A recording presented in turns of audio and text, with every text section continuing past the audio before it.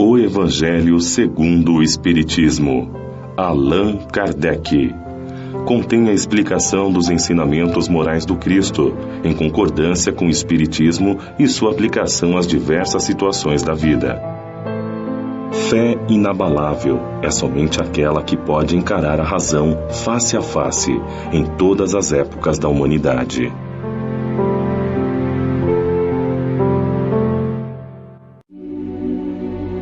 Prelúdio.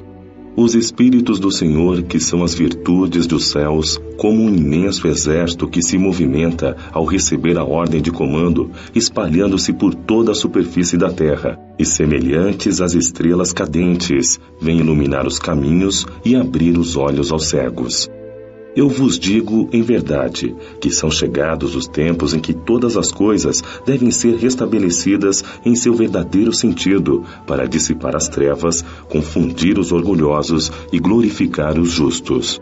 As grandes vozes do céu ressoam como o som da trombeta, e os cânticos dos anjos se lhes associam. Homens, nós vos convidamos a participar do divino concerto, que vossas mãos tomem a lira, que vossas vozes se unam e no hino sagrado se façam escutar e vibrar de um lado ao outro do universo. Homens, irmãos a quem amamos, estamos juntos de vós, amai-vos também uns aos outros e dizei, do fundo de vosso coração, fazendo a vontade do Pai que está no céu, Senhor, Senhor, e podereis entrar no reino dos céus. O Espírito de Verdade.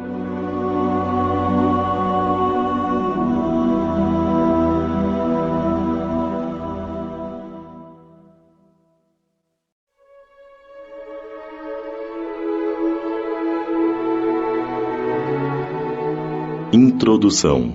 Objetivo desta obra. Os assuntos contidos nos Evangelhos podem ser divididos em 5 partes: as ações comuns da vida do Cristo, os milagres, as predições, as palavras que serviram para estabelecer os dogmas da Igreja, o ensinamento moral. Se as 4 primeiras partes têm sido objeto de controvérsias, a última permaneceu inatacável. Diante desse código divino, submete-se a própria incredulidade. É o lugar onde todas as religiões podem se encontrar, a bandeira sob a qual todos podem se proteger, sejam quais forem suas crenças, porque nunca foi motivo para disputas religiosas, sempre por toda parte, levantadas por questões de dogma. Se o discutissem, as seitas teriam encontrado nele suas próprias condenações, pois a grande maioria está mais ligada à parte mística do que à parte moral que exige a reforma de si mesmo. Para os homens, em particular, esta é uma regra de conduta que abrange todas as circunstâncias da vida particular ou pública, o princípio de todas as relações sociais baseadas na mais rigorosa justiça. É, em resumo e acima de tudo, o caminho da felicidade que virá, uma ponta do véu erguido diante da vida futura. Este é o tema exclusivo desta obra. Todo mundo admira a moral evangélica, falam de sua sublimidade e necessidade. Muitos a divulgam confiados no que ouviram dizer, ou apoiados em alguns ensinamentos bíblicos que se tornaram provérbios populares. Mas poucos a conhecem a fundo, e nem mesmo a compreendem ou sabem deduzir delas consequências. A razão disso está em grande parte na dificuldade que a leitura do Evangelho apresenta, de difícil entendimento para um grande número de pessoas. A forma alegórica, o mistério que a linguagem encerra fazem com que a maioria das pessoas o leia por desencargo de consciência, por dever, como leem as preces sem as compreender, isto é, sem delas tirar nenhum proveito. Os ensinamentos morais passam despercebidos, espalhados aqui e acolá, em meio a grande quantidade de narrativas. Torna-se assim impossível compreendê-los como um todo e fazê-los objeto de uma leitura ou de meditação em separado. É bem verdade que foram escritos tratados de moral evangélica, mas a adaptação ao estilo literário moderno lhes suprime a simplicidade primitiva, que lhes dá ao mesmo tempo o encanto e a autenticidade. O mesmo acontece com os ensinamentos morais isolados, reduzidos às suas mais simples expressões proverbiais. Não são nada mais que lições que perdem uma parte de seu valor e de seu interesse, pela ausência das particularidades e circunstâncias em que foram pronunciadas. Para evitar tais inconvenientes, reunimos nesta obra os trechos que podem constituir, por assim dizer, um código de moral universal, sem distinção de cultos. Nas citações conservamos tudo o que é útil ao desenvolvimento das ideias, tirando apenas as coisas desconhecidas que não se prendem ao assunto. Além disso, respeitamos escrupulosamente a tradução original de Sassi, bem como a divisão em versículos, mas, ao invés de nos determos em uma ordem cronológica sem real utilidade neste caso, os ensinamentos foram agrupados e classificados metodicamente conforme sua natureza, de maneira que possam ser diferenciados tanto quanto possível uns dos outros. A ordem de numeração dos capítulos e dos versículos bíblicos foi mantida para consulta, se for necessário. Foi apenas um trabalho material, que, isolado, teve somente uma utilidade secundária. O essencial foi colocá-lo ao alcance de todos, por meio da explicação das passagens de difícil entendimento e o desenvolvimento de todas as consequências com o objetivo de aplicação às diferentes circunstâncias da vida. Foi o que tentamos fazer com a ajuda dos bons espíritos que nos assistem.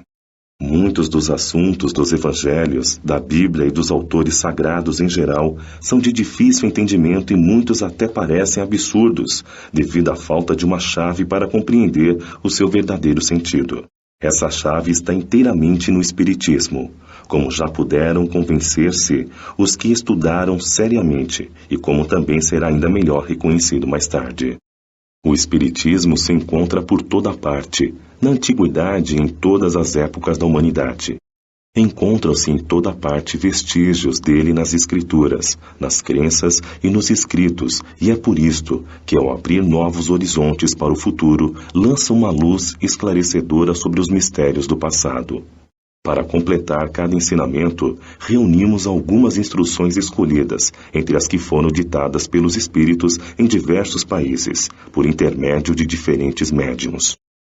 Se estas instruções tivessem saído de uma única fonte, poderiam sofrer uma influência pessoal ou do meio, enquanto as diversas origens, de onde vêm, provam que os espíritos dão seus ensinamentos em todos os lugares, e que não há ninguém privilegiado nessa relação. Esta obra é para uso de todos. Qualquer um pode dela extrair os meios de adequar sua conduta à moral do Cristo. Os espíritas, especialmente, encontrarão nela as aplicações que lhes dizem respeito. Graças às comunicações estabelecidas daqui em diante de uma maneira permanente entre os homens e o mundo invisível, a lei evangélica, ensinada a todas as nações pelos próprios espíritos, não será mais letra morta, pois cada um a compreenderá e será incessantemente solicitado a praticá-la, aconselhado por seus guias espirituais. As instruções dos espíritos são verdadeiramente as vozes do céu, que vem esclarecer os homens e os convidar à prática do Evangelho.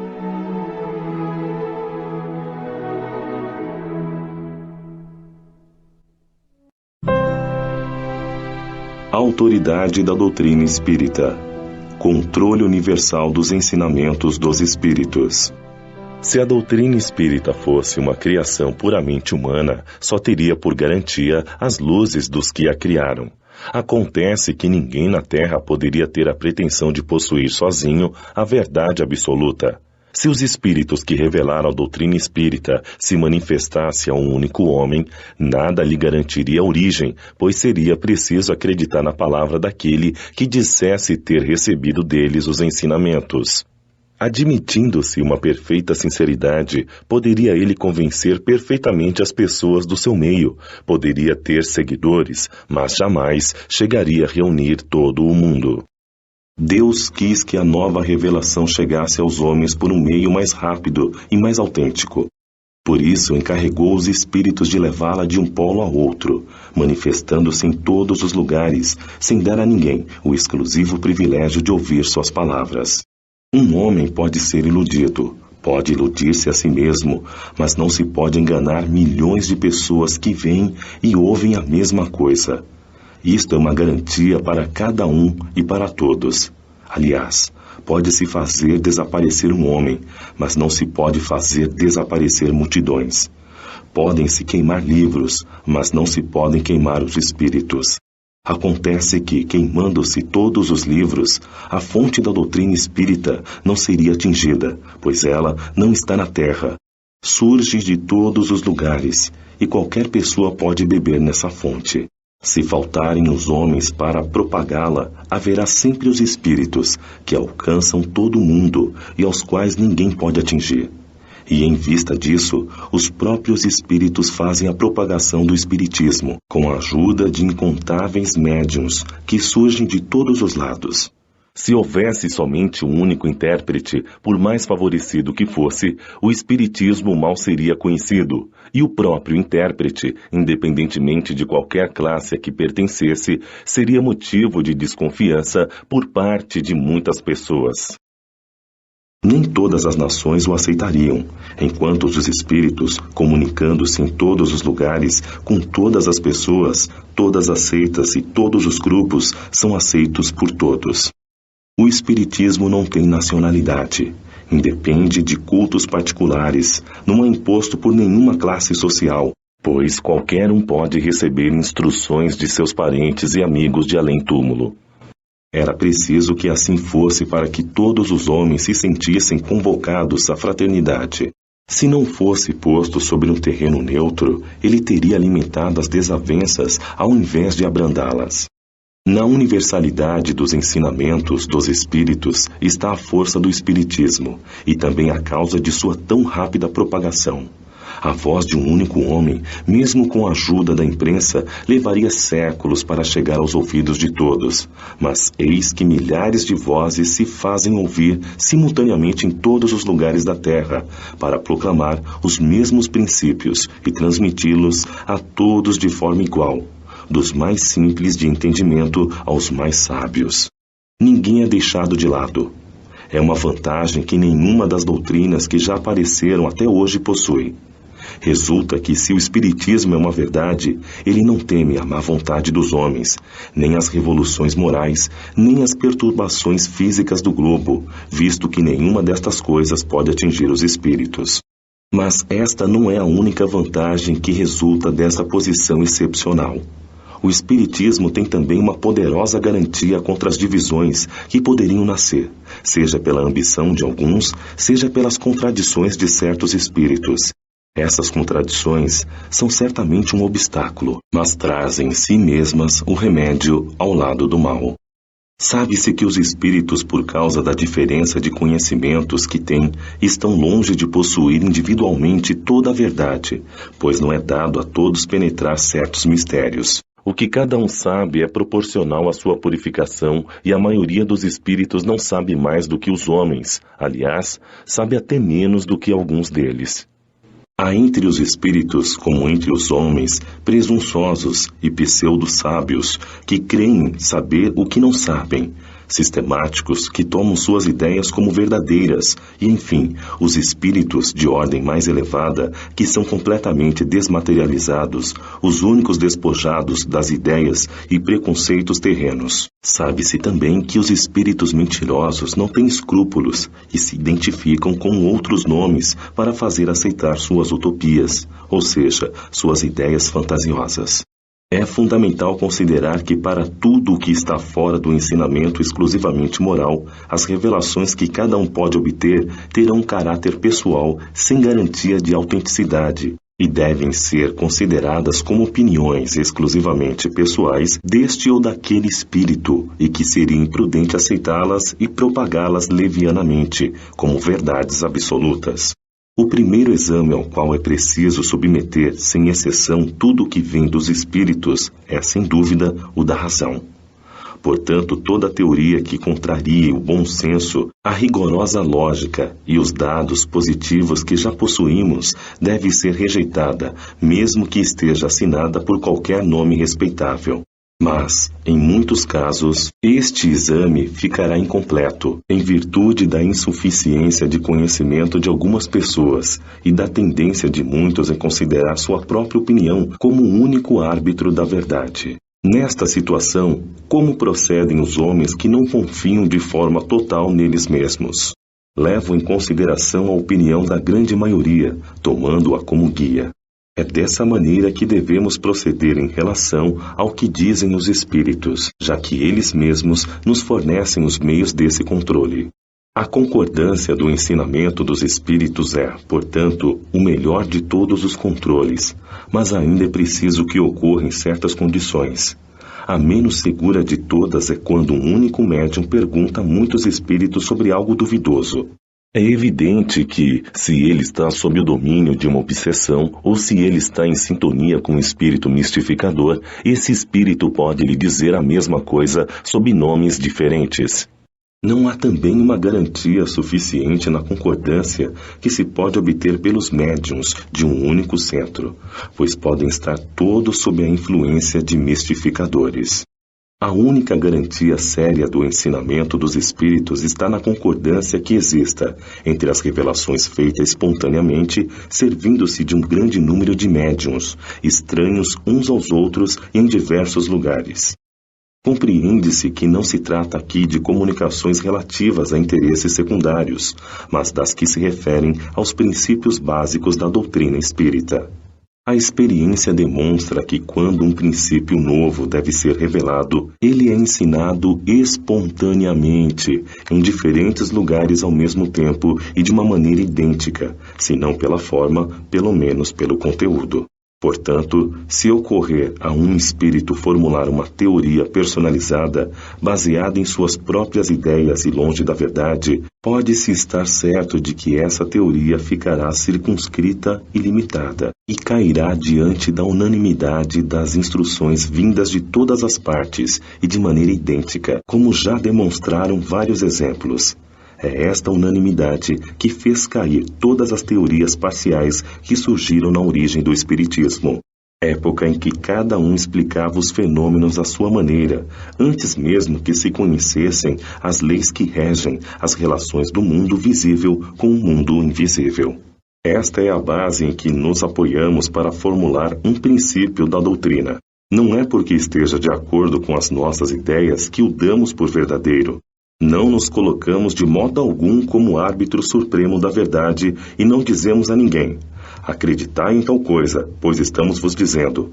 Aos nossos próprios olhos, a nossa opinião é apenas uma opinião pessoal, que pode ser verdadeira ou falsa, visto sermos tão falíveis quanto qualquer outra pessoa. Não é porque um princípio nos foi ensinado que devemos tomá-lo por verdadeiro, mas sim porque ele teve aprovação geral. Na posição em que nos encontramos, recebendo as comunicações de cerca de 1000 centros espíritas sérios, espalhados pelos diversos pontos do globo, temos condições de analisar os princípios sobre os quais esta concordância se estabelece. Essa observação é que nos tem guiado até agora e guiará novos campos que o Espiritismo será chamado a explorar. É assim que, ao estudarmos atentamente as comunicações vindas de diversas partes, tanto da França quanto do estrangeiro, reconhecemos, na natureza todo especial das revelações, que há uma tendência para se entrar num novo caminho e que é chegado o momento de dar um. Essas revelações, às vezes feitas com palavras de sentido oculto, muitas vezes passaram despercebidas pelos que as receberam. Muitos outros acreditaram tê-las obtido com exclusividade. Tomadas isoladamente, elas seriam sem valor para nós. Apenas a coincidência lhes dá seriedade. Depois, chegado o momento de revelá-las à luz da publicidade, cada um se lembrará de ter recebido instruções do mesmo teor. É este o movimento geral que observamos e estudamos, com a assistência de nossos guias espirituais que nos auxiliam a julgar a oportunidade de fazermos ou não alguma coisa. Este controle universal é uma garantia para a unidade futura do Espiritismo e anulará todas as teorias contraditórias. É nele que se encontrará, daqui para frente, o critério da verdade. O que fez o sucesso da aceitação da doutrina espírita, formulada em O Livro dos Espíritos e em O Livro dos Médiuns, foi que, em toda parte, cada um pôde receber diretamente dos espíritos a confirmação dos ensinamentos que estes livros contêm.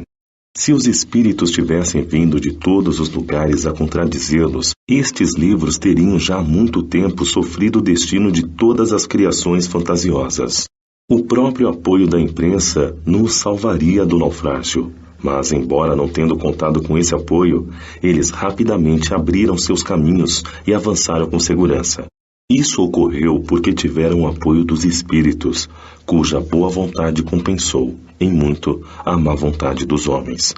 Assim será com todas as ideias, vindas quer dos espíritos, quer dos homens, que não puderem suportar a prova deste confronto, cujo poder não há quem possa contestar. Suponhamos, portanto, que agrade a alguns espíritos ditar, com um título qualquer, um livro de sentido contrário. Suponhamos ainda que, com uma intenção agressiva, com a finalidade de desacreditar a doutrina espírita, a malevolência faça surgir comunicações apócrifas, ou seja, falsas, sem autenticidade. Que influência poderiam ter esses escritos se são desmentidos em todos os lugares pelos espíritos? É da adesão destes últimos que seria preciso se certificar antes de se lançar um sistema em seu nome. Do sistema de um só ao de todos, existe a distância que vai da unidade ao infinito. Que poder teriam até mesmo todos os argumentos dos difamadores sobre a opinião das massas, se milhões de vozes amigas, vindas do espaço, vêm de todos os cantos do universo, e no seio de cada família, contradizendo os difamadores e confirmando os princípios espíritas com clareza? A experiência sobre este assunto já não confirmou a teoria, em que se transformam todas essas publicações que deveriam supostamente destruir o espiritismo? Qual foi a que, pelo menos, lhe diminuiu a marcha? Até hoje, não se tinha prestado a devida atenção a essa questão sob este ponto de vista, sem dúvida, um dos mais sérios e importantes. É que cada um desses difamadores contou consigo mesmo, mas não contou com os espíritos.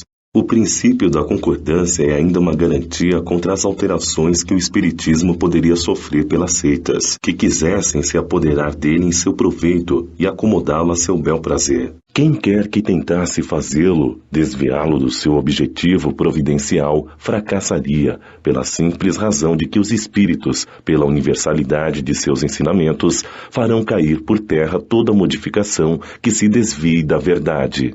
De tudo isso resulta uma verdade fundamental. É que aquele que quisesse se colocar contra a corrente de ideias estabelecidas e aprovadas poderia causar uma pequena perturbação, local e momentânea, mas jamais dominar o conjunto no presente momento, e muito menos no futuro. Disso ainda resulta que as instruções dadas pelos espíritos sobre os pontos da doutrina espírita, ainda não elucidados, não se tornarão lei, mas ficarão isoladas e, por conseguinte, apenas devem ser aceitas, com todas as reservas e a título de esclarecimento. Daí a necessidade de se dedicar a maior prudência em lhes dar publicidade, e no caso de acreditar-nos ser útil publicá-las. É importante apenas apresentá-las como opiniões individuais, mais ou menos prováveis, mas tendo, em todos os casos, necessidade de confirmação.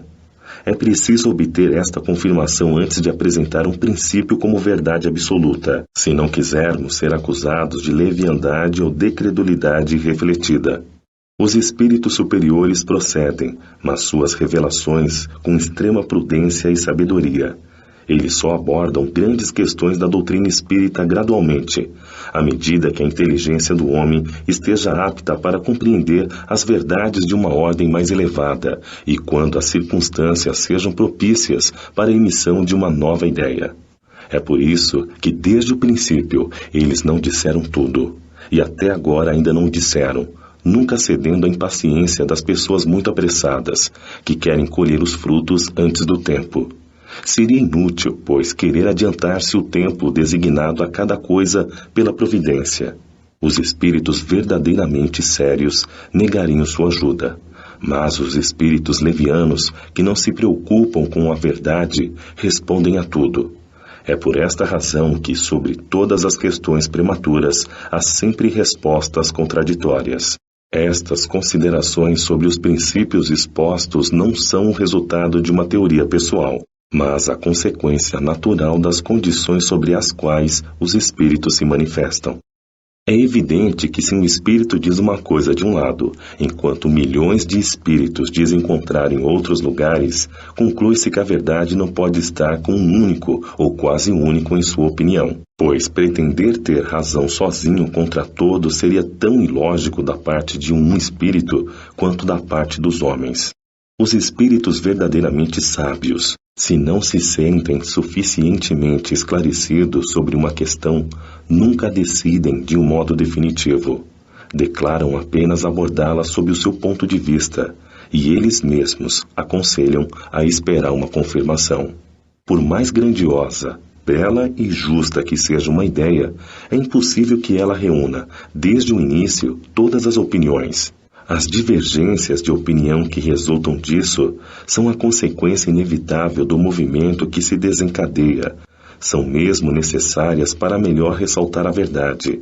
E é útil que tenham lugar no começo do movimento para que as ideias falsas sejam postas de lado mais rapidamente. Os espíritas, que por causa disso têm alguns temores, devem tranquilizar-se.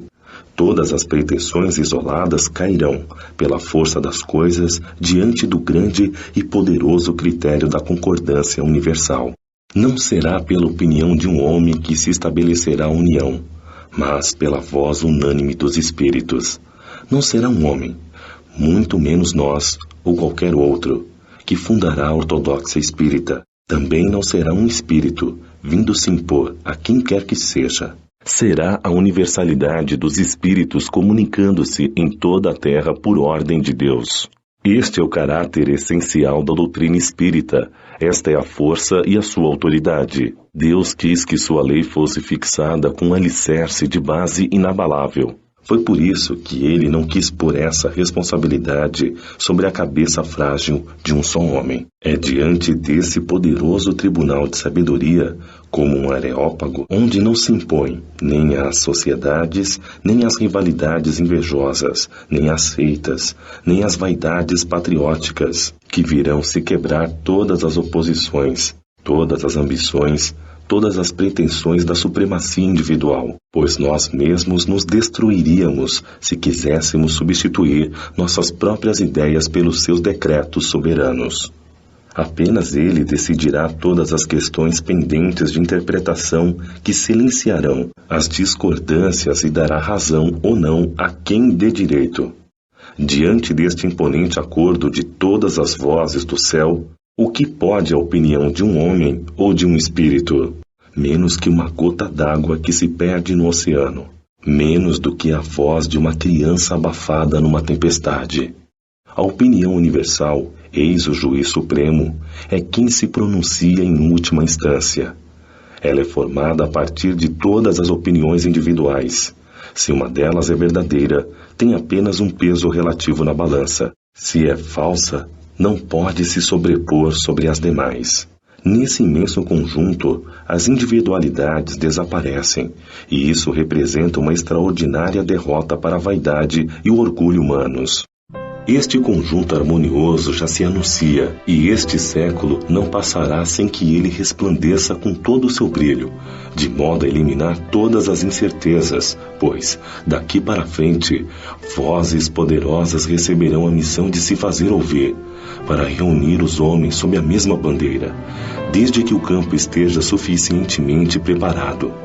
Aquele que estiver indeciso, preste atenção entre os dois sistemas opostos e observará para onde se encaminhará a opinião geral. Este será um indício seguro, no sentido em que se pronuncia a maioria dos espíritos e os diversos lugares em que se comunicam. É um sinal seguro sobre o qual, dos dois sistemas, será o dominante.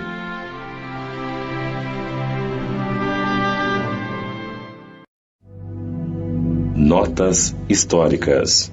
Para melhor compreendermos algumas passagens dos Evangelhos, é necessário conhecer o valor de algumas palavras que são frequentemente empregadas e que caracterizam os costumes e as ideias da sociedade judaica daquela época. Essas palavras, não tendo para nós o mesmo sentido, foram muitas vezes mal interpretadas e por isso mesmo geraram algumas incertezas. A compreensão exata de sua significação explica, além disso, o sentido verdadeiro de alguns ensinamentos de Jesus, que parecem estranhos no primeiro momento. Samaritanos. Após a separação das 10 tribos, Samaria passou a ser a capital do reino que se tornou independente de Israel. Destruída e reconstruída muitas vezes, ela foi, sob o Império Romano, a sede política de Samaria, uma das 4 divisões da Palestina. Herodes, chamado Grande, embelezou-a com suntuosos monumentos e, para agradar a Augusto, imperador romano, deu-lhe o nome de Augusta, em grego, Sebasté. Os samaritanos estiveram quase sempre em guerra com os reis de Judá. Uma aversão profunda que datava da separação eternizou-se entre os dois povos, que deixaram de lado todas as relações de amizade e convivência. Os samaritanos, para tornar a separação mais profunda e não ter de ir a Jerusalém para a celebração das festas religiosas, construíram um templo particular e adotaram algumas reformas. Eles só admitiam o Pentateuco, contendo a lei de Moisés, e rejeitavam todos os demais livros que lhe foram anexados posteriormente. Seus livros sagrados eram escritos em caracteres hebraicos, da mais alta antiguidade.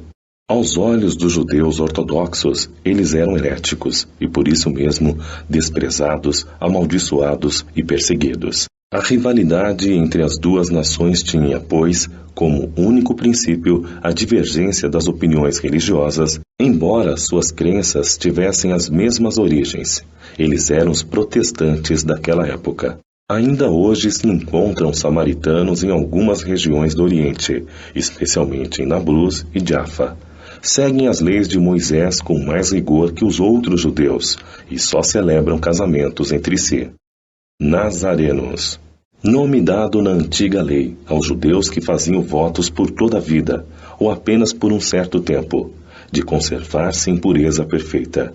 Eles adotavam a castidade, a abstinência de bebidas alcoólicas e a conservação de sua cabeleira. Sansão, Samuel e João Batista eram nazarenos. Mais tarde, os judeus deram esse nome aos primeiros cristãos por causa de Jesus de Nazaré. Esse também foi o nome de uma seita herética dos primeiros séculos da era cristã, semelhante à dos ebionitas, dos quais adotavam alguns princípios. Misturava as práticas das leis de Moisés aos dogmas cristãos. Essa seita desapareceu no IV século. Publicanos. Eram chamados desse modo na antiga Roma, os cobradores das taxas públicas, encarregados da cobrança de impostos e das rendas de toda espécie, seja na própria Roma, seja nas outras partes do império. Assemelhavam-se aos cobradores de impostos gerais e aos contratantes do antigo regime na França e aos que ainda existem em algumas regiões. Os riscos que corriam faziam com que se fechassem os olhos diante das riquezas que muitas vezes conseguiam e que para muitos dentre eles eram produto de cobranças e benefícios escandalosos. O nome publicano se estendeu mais tarde a todos os que lidavam com dinheiro público e aos agentes subalternos. Hoje, essa palavra tem um sentido de ofensa para designar os financistas e os agentes de negócios pouco escrupulosos. Disse algumas vezes, ávido como publicano, rico como publicano, referindo-se a uma fortuna de origem duvidosa. Na época da dominação romana, uma das maiores dificuldades que os judeus tiveram foi de aceitar um imposto, o que mais causava irritação entre eles. Daí resultaram muitas revoltas e o assunto tornou-se uma questão religiosa, pois o encaravam como sendo contrário à lei.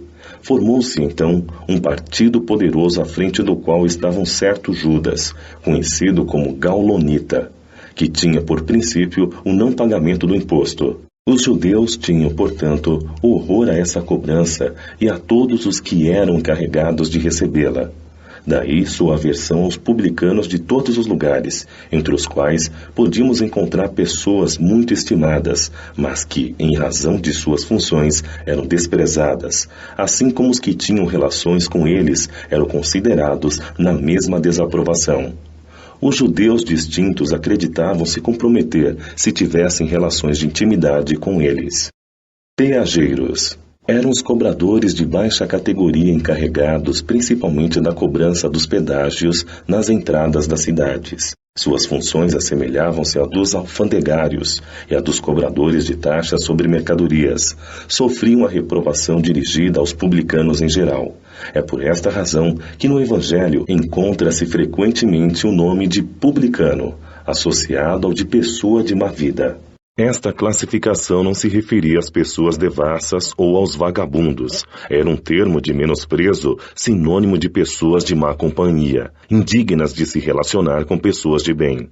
Fariseus, do hebraico parashi, divisão, separação. A tradição constituía uma parte importante da teologia judaica. Consistia na reunião das sucessivas interpretações dadas sobre o significado das Escrituras e que haviam se tornado artigos de dogma. Entre os doutores, isto era motivo de intermináveis discussões, falando-se na maioria das vezes de simples questões de palavras ou de formas parecidas com as disputas teológicas e com as sutilezas da escolástica da Idade Média.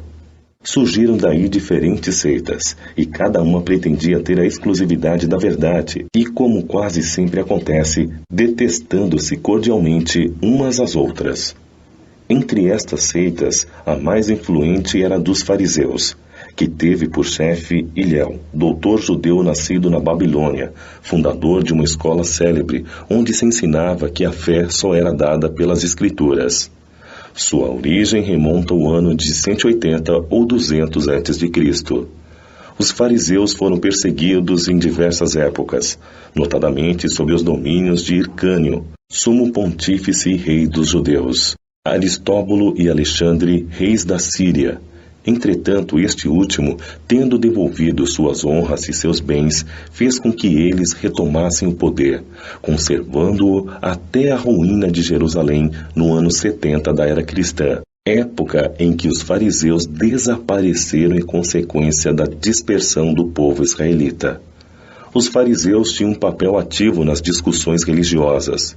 Cumpridores rigorosos das práticas exteriores do culto e das cerimônias, cheios de um zelo ardente de partidarismo, inimigos dos inovadores, eles fingiam ter uma grande severidade de princípios, mas, sob as aparências de uma devoção meticulosa, escondiam costumes corruptos, muito orgulho e, acima de tudo, um desejo excessivo de domínio. Para eles, a religião era mais um meio de vencer na vida do que objeto de uma fé sincera.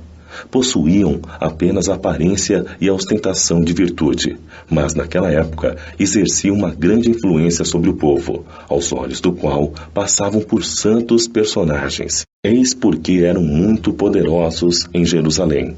Acreditavam, ou pelo menos diziam acreditar, na providência, na imortalidade da alma, na eternidade das penas e na ressurreição dos mortos.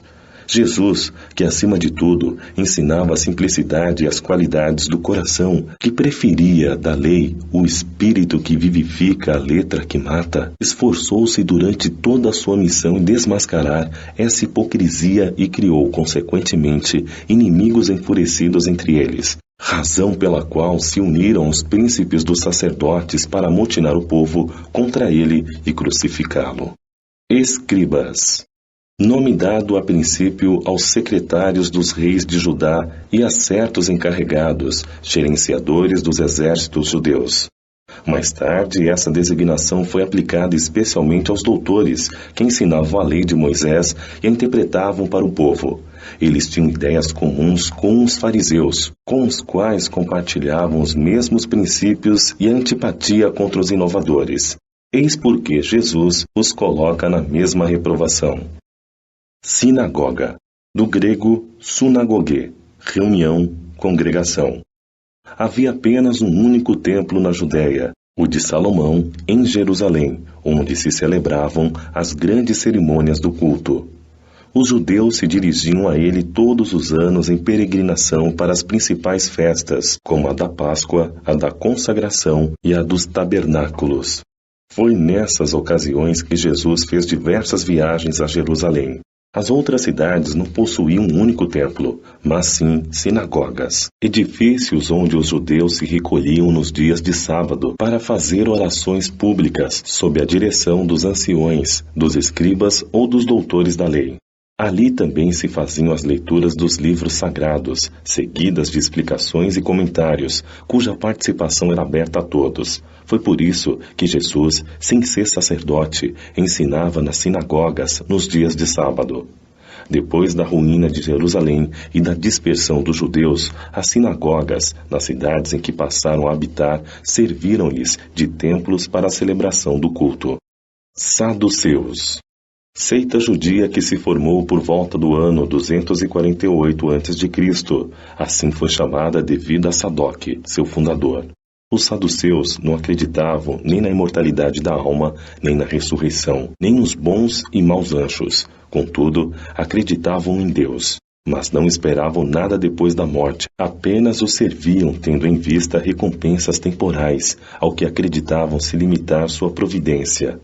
A satisfação dos sentidos era para eles o objetivo essencial da vida. Quanto às escrituras, baseavam-se no texto da antiga lei, não admitindo nem a tradição, nem qualquer outra interpretação. Colocavam as boas obras e a execução pura e simples da lei acima das práticas exteriores do culto.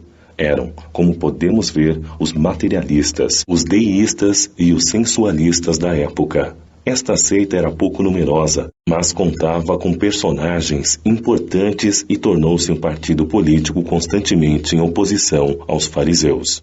Essênios, ou Esseus. Seita judia fundada por volta do ano 150 a.C., no tempo dos Macabeus, e cujos membros habitavam uma espécie de mosteiro, formando uma associação moral e religiosa.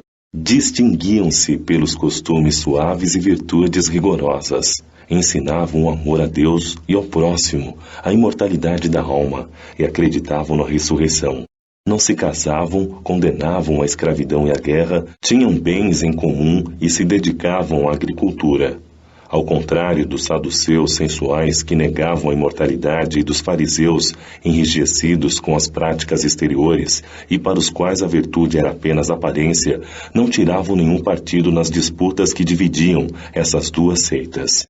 Seu tipo de vida se parecia com um dos primeiros cristãos, e os princípios morais que professavam fizeram algumas pessoas pensar que Jesus tivesse feito parte dessa seita antes de começar sua missão pública. O que se tem certeza é de que Jesus pode tê-la conhecido, mas não há nada que prove que ele a tenha adotado, e tudo o que se escreveu sobre este assunto não tem comprovação. Terapeutas. Do grego terapeutai, derivado do verbo terapeuei, servir, cuidar, ou seja, servidor de Deus ou curador.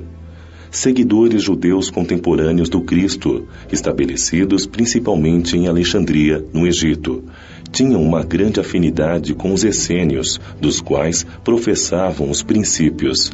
Assim como estes últimos, dedicavam-se à prática de todas as virtudes. Sua alimentação era simples e moderada. Não se casavam, dedicavam-se à contemplação e à vida solitária e formavam uma verdadeira ordem religiosa.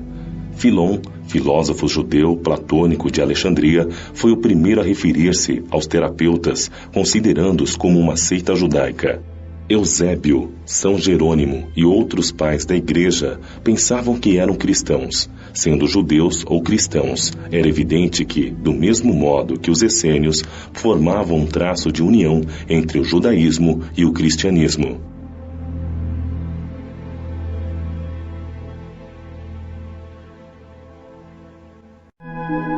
Sócrates e Platão, precursores da doutrina cristã e do espiritismo. Em relação ao fato de Jesus ter conhecido a seita dos essênios, cometeríamos um erro ao concluir que dela tirou algum ensinamento e que, se tivesse vivido em outro lugar, teria adotado outros princípios. As grandes ideias nunca surgem subitamente. Aquelas que têm por base a verdade sempre possuem precursores que lhes preparam parcialmente o caminho. Mais tarde, quando o tempo é chegado, Deus envia um homem com a missão de resumir, coordenar e completar esses elementos esparsos e de criar um corpo para a doutrina. Desta maneira, não surgindo bruscamente, encontra, quando de sua aparição, espíritos dispostos a aceitá-la. Assim aconteceu com a doutrina cristã, que foi pressentida muitos séculos antes de Jesus e dos essênios, e da qual Sócrates e Platão foram os principais precursores. Sócrates, assim como Cristo, não escreveu nada, ou pelo menos não deixou nada escrito, e também, como ele, padeceu a morte dos criminosos, vitimado pelo fanatismo por ter atacado as crenças tradicionais e colocado a verdadeira virtude acima da hipocrisia e da ilusão dos formalismos, ou seja, por ter combatido os preconceitos religiosos. Assim como Jesus foi acusado pelos fariseus de corromper o povo com seus ensinamentos, também Sócrates foi acusado pelos fariseus de seu tempo, já que eles sempre existiram, de corromper a juventude, proclamando a crença num Deus único, a imortalidade da alma e a vida futura. Da mesma maneira que a doutrina de Jesus é conhecida apenas pelos escritos de seus discípulos, conhecemos a de Sócrates pelos escritos de seu discípulo Platão.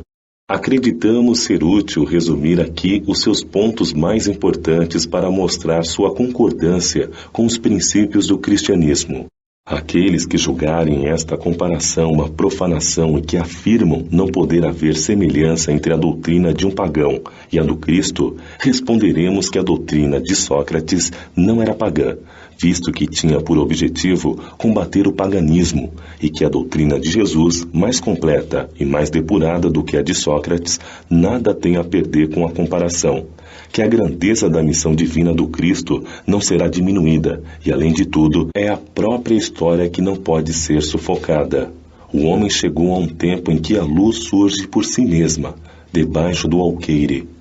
Ele está maduro para encará-la de frente. Pior para aqueles que temem abrir os olhos. Chegou o tempo de encarar amplamente as coisas do alto, e não mais sob o ponto de vista mesquinho e acanhado dos interesses das seitas e das raças. Estas citações provarão, além disso, que como Sócrates e Platão pressentiram as ideias cristãs, encontram-se igualmente na sua doutrina os princípios fundamentais do Espiritismo. Resumo da doutrina de Sócrates e Platão. O homem é uma alma encarnada.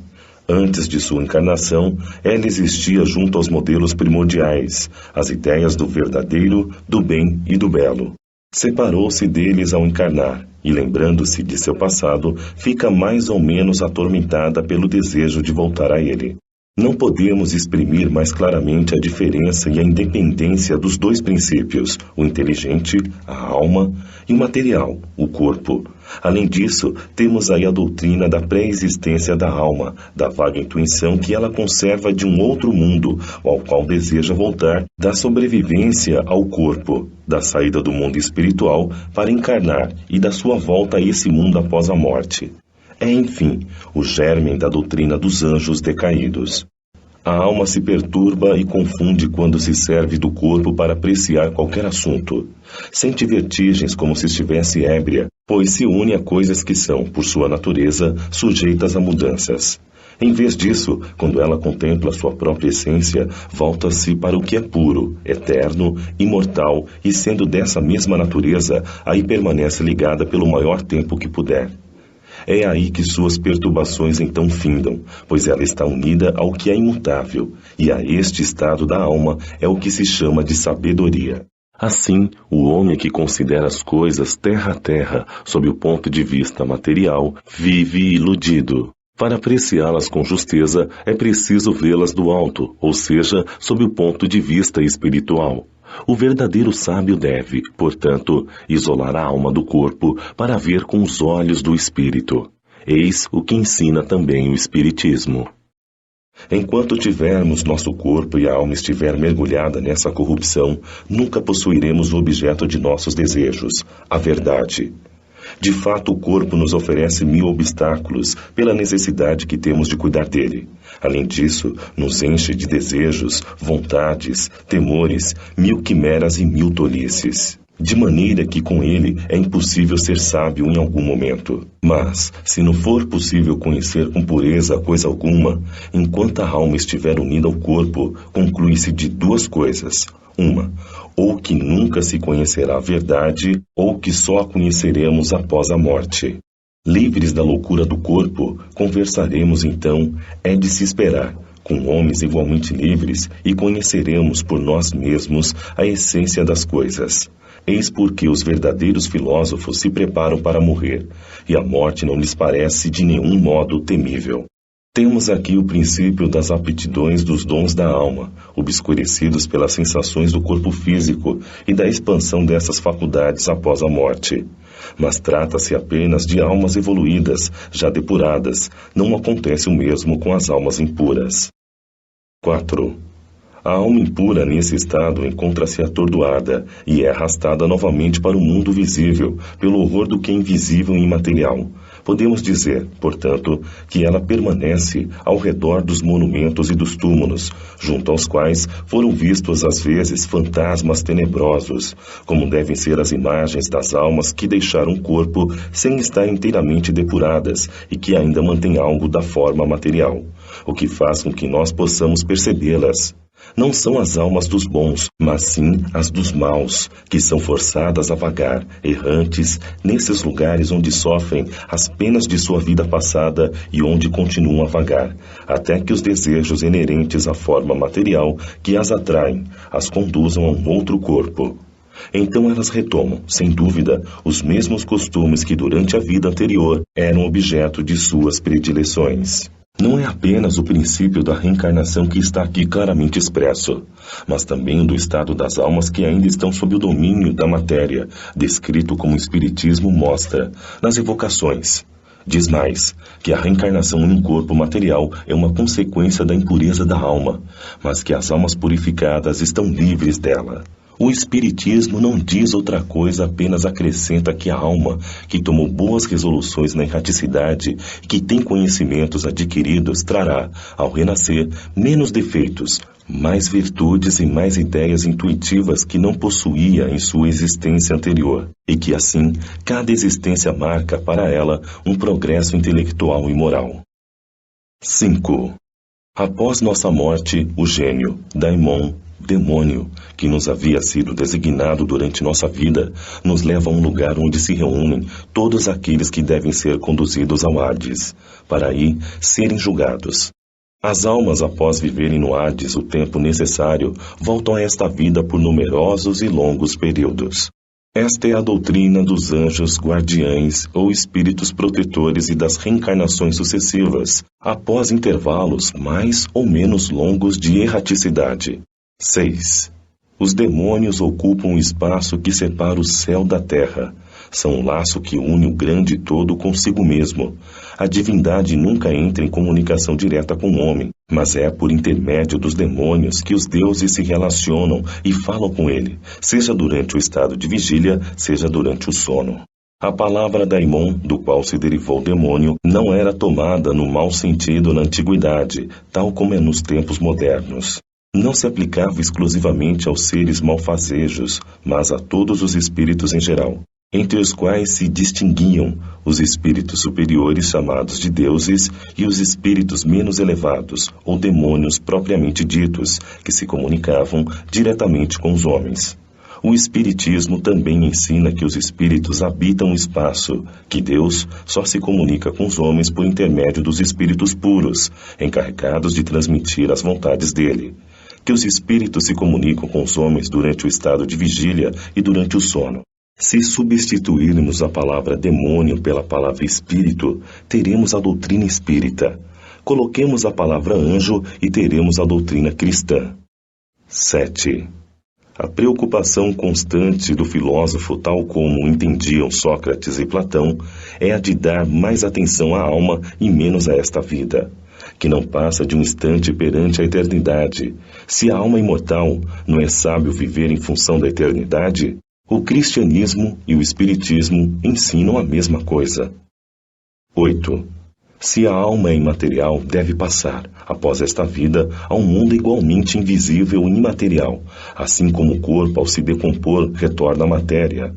O que realmente importa é distinguir a alma pura, verdadeiramente material que se nutre como Deus, de ciências e de pensamentos, da alma mais ou menos corrompida por impurezas materiais, que a impedem de se elevar ao divino e a retém nos lugares de sua morada terrena. Como vimos, Sócrates e Platão compreendiam perfeitamente os diferentes graus de desmaterialização da alma. Insistem sobre a diferença de situação que resulta para ela e de sua maior ou menor pureza. O que eles diziam por intuição, o Espiritismo prova, por meio dos numerosos exemplos que nos põe diante. 9. Se a morte fosse a dissolução do homem por completo, seria uma grande vantagem para as pessoas más, após sua morte, porque se libertariam, ao mesmo tempo, de seu corpo, de sua alma e de seus vícios. Aquele que adornou sua alma, não com enfeites estranhos, mas com os que lhes são próprios, este sim, poderá esperar tranquilamente o momento de partida para o outro mundo.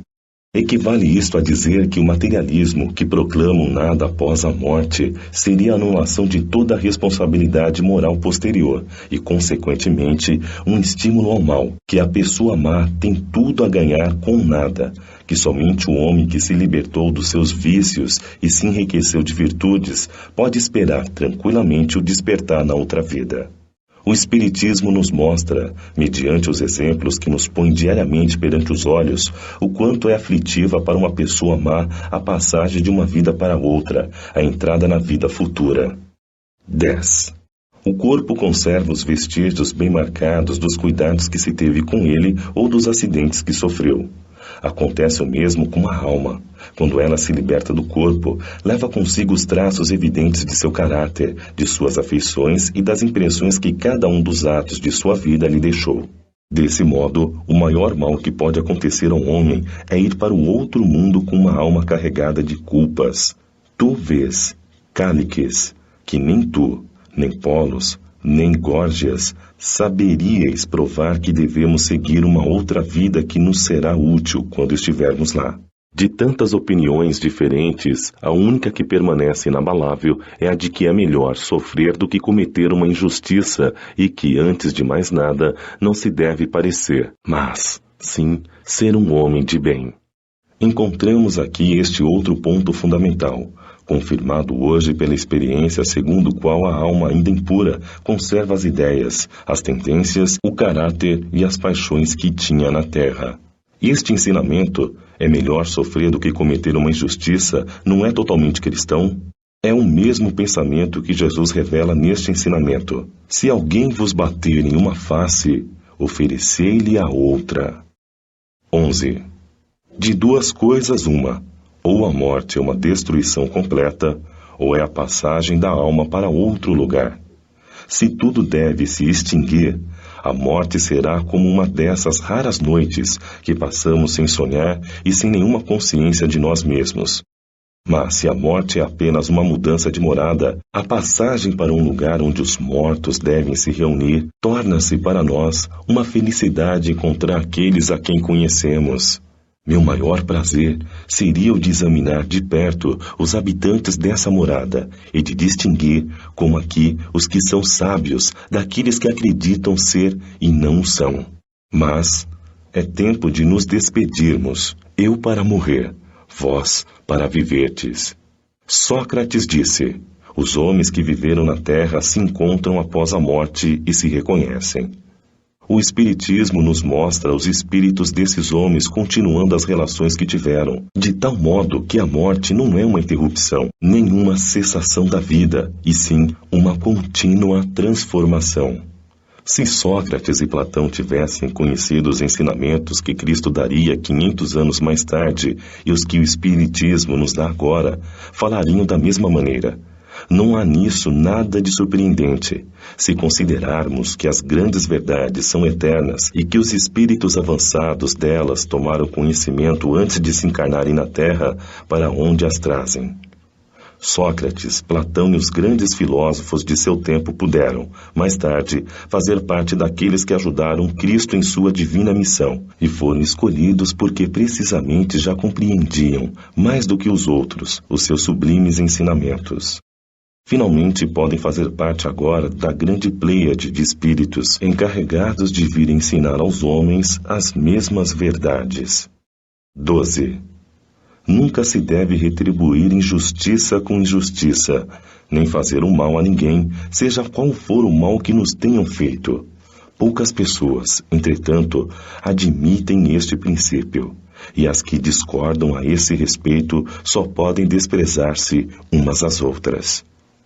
Não está aí o princípio da caridade que nos ensina nunca retribuir o mal com o mal e perdoar aos nossos inimigos? 13. É pelos frutos que se reconhece a árvore. É preciso qualificar cada ação segundo o que ela produz, chamá-la má quando causar o mal e a boa quando produzir o bem. Este ensinamento é pelos frutos que se reconhecem a árvore, encontra-se repetido textualmente diversas vezes no Evangelho. 14. A riqueza é um grande perigo. Todo homem que ama a riqueza não ama nem a si mesmo, nem aquilo que possui. Ama a uma coisa, que lhe é ainda mais estranha do que o que lhe pertence. 15. As mais belas preces e os mais belos sacrifícios agradam menos à divindade do que uma alma virtuosa que se esforça por assemelhar-se a ela. Seria muito grave se os deuses se interessassem mais pelas nossas oferendas do que pela nossa alma. Dessa maneira, os mais culpados poderiam conquistar os seus favores. Mas não, pois só são verdadeiramente justos e sábios os que, pelas suas palavras e seus atos, resgatam o que devem aos deuses e aos homens. 16. Chamo de homem vicioso aquele que vulgarmente ama mais ao corpo do que à alma. O amor está por toda a natureza e nos convida a exercitar nossa inteligência. É encontrado até mesmo nos movimentos dos astros. É o amor que enfeita a natureza com seus ricos tapetes. Ele se enfeita e fixa sua morada onde encontra flores e perfumes. É ainda o amor que dá paz aos homens, a calma ao mar, o silêncio aos ventos e o descanso à dor. O amor, que deve unir os homens por um sentimento fraternal, está de acordo com esta teoria de Platão sobre o amor universal, como lei da natureza. Sócrates, tendo dito que o amor não é nem um deus, nem um mortal, e sim um grande demônio, ou seja, um grande espírito dirigindo o amor universal, fez com que essa afirmação lhe fosse, sobretudo, atribuída como um crime. 17. A virtude não pode ser ensinada, ela vem por uma dádiva de Deus àqueles que a possuem. Isto é quase a doutrina cristã sobre o auxílio divino. Se a virtude é uma dádiva de Deus, se é um favor, podemos nos perguntar por que não é concedida a todas as pessoas. Por um outro lado, se a virtude é um dom, não tem o menor mérito para aquele que a possui. O Espiritismo é mais claro. Diz que aquele que possui a virtude a adquire por seus esforços em suas existências sucessivas, despojando-se pouco a pouco de suas imperfeições. O auxílio divino é a força que Deus dá a todo homem de boa vontade para se despojar do mal e fazer o bem. 18. Notar bem menos os nossos defeitos que os dos outros é uma disposição natural de cada um de nós. O Evangelho diz: vês o argueiro no olho de teu irmão e não vês a trave que está no teu. 19. Se os médicos não obtêm resultados na maior parte das doenças, é porque eles tratam do corpo, sem a alma, e o todo não estando em bom estado, é impossível que a parte se apresente bem. O Espiritismo dá a chave das relações que existem entre a alma e o corpo e prova que um reage incessantemente sobre o outro. Lança também uma nova visão sobre a ciência, mostrando-lhe a verdadeira causa de certas doenças, dando-lhe meios de combatê-las. Quando a ciência se der conta da ação do elemento espiritual na constituição orgânica, alcançará melhores resultados. 20. Todos os homens, desde a infância, fazem mais o mal do que o bem. Estas palavras de Sócrates tocam a grave questão da predominância do mal na Terra, questão insolúvel sem o conhecimento da pluralidade dos mundos e da destinação da Terra, onde apenas habita uma pequena fração da humanidade. Somente o Espiritismo lhe dá a solução. 21. A sabedoria está em não pensares que sabes o que não sabes. Isto se dirige aos que criticam as coisas que muitas vezes desconhecem. Platão completa este pensamento de Sócrates dizendo: tentemos torná-los inicialmente, se for possível, mais honestos nas palavras, caso contrário, não nos preocupemos com eles e procuremos apenas a verdade. Esforcemo-nos em nos instruir, mas não nos aborreçamos. É desse modo que devem agir os espíritas em relação aos seus críticos de boa ou de má fé.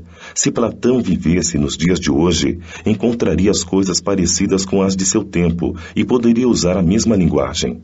E Sócrates encontraria pessoas que ririam de sua crença nos espíritos e que o chamariam de louco, bem como a seu discípulo Platão. Foi por adotar e defender esses princípios que Sócrates foi inicialmente ridicularizado, depois acusado de incrédulo e condenado a beber um veneno chamado cicuta. Ocorre assim com as grandes verdades que, quando novas, contrariam, além dos homens que elas atingem, os sistemas e preconceitos e só se firmam com lutas e mártires.